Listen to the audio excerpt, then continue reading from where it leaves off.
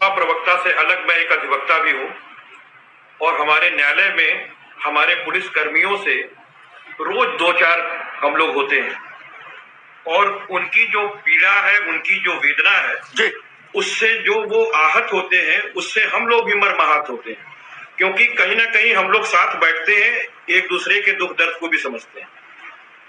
और आज स्मृति दिवस के अवसर पर आपने जो टॉपिक उठाया है इतना हृदय स्पर्शी है कि वास्तविकता में जो एक वेदना झेल रहा है पुलिस समाज, और इसके लिए समूची व्यवस्था को मैं दोषित मानता हूं, क्योंकि देश तो हमारा 1947 को आजाद हो गया, लेकिन पुलिस एक्ट वही 1861 वाला चला रहा है।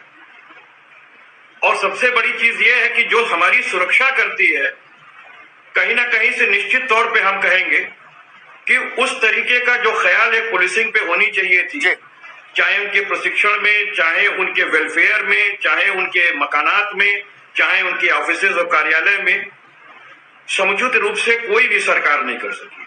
मैं इस बात से बिल्कुल आपके इत्तेफाक करता हूं, और इसके लिए सिर्फ दोषी ना तो सरकार है, ना इसके लिए सिर्फ दोषी पुलिस के बड़े अधिकारी हैं, और खैर जो नीचे के हैं वो तो पीछे जाते हैं और पीछे जा रहे हैं 1861 से। अमिताभ जी, दुर्भाग्य ये है कि जिस अंग्रेजों ने ये एक्ट बनाया, उन्होंने इस तरह के एक्ट को अपने इंग्लैंड में लागू नहीं किया है। वहां पे पुलिसिंग की व्यवस्था भारतीय पुलिसिंग से एकदम अलग है, मालूम है।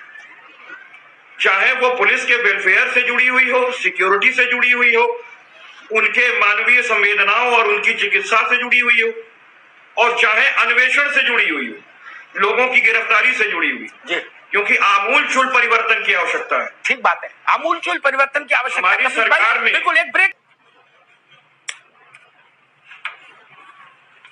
बिल्कुल अमिताभ जी, आपकी बातों से मैं पूरी तरीके से सहमत हूं। इसीलिए मैंने कहा कि आमूलचूल अगर परिवर्तन करना है तो हम लोग को पुराने कानून पुलिस एक्ट को बदलना पड़ेगा, क्योंकि व्यवस्था ही बहुत दूषित है। और रहते रहते नियम बनते हैं कि उनको जो है अपने जिले के बगल का जिला दे दिया जाता है, और फिर उसको हटा भी लेते हैं लोग, और सारी गाज भी इन्हीं के ऊपर गिरती है। तो इसमें कोई दो राय नहीं है, अगर जो पुलिसिया सिस्टम है उसको ठीक करने की आवश्यकता है, और आधुनिकीकरण की पुलिस होनी चाहिए। हमारे राष्ट्रीय अध्यक्ष जी ने पूरी कोशिश की थी, चाहे वो 100 नंबर जो डायल दिया और इनोवा जैसी गाड़ी दिया उनको, कि वो कम से कम ऐसा ना हो कि फॉर्च्यूनर का पीछा जो है वो साइकिल से करना पड़े।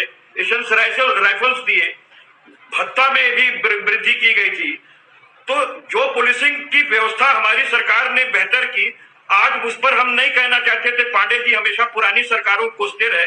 मैं तो कह रहा हूं कि देश आजाद होने से पहले से जो कानून है पहले उसको संशोधित करना पड़ेगा, तब हमारे ऊपर के अधिकारी से लेके नीचे तक जस्टिस आ पाएगी पुलिस प्रशासन के अंदर, क्योंकि निश्चित हम तभी कर पाएंगे।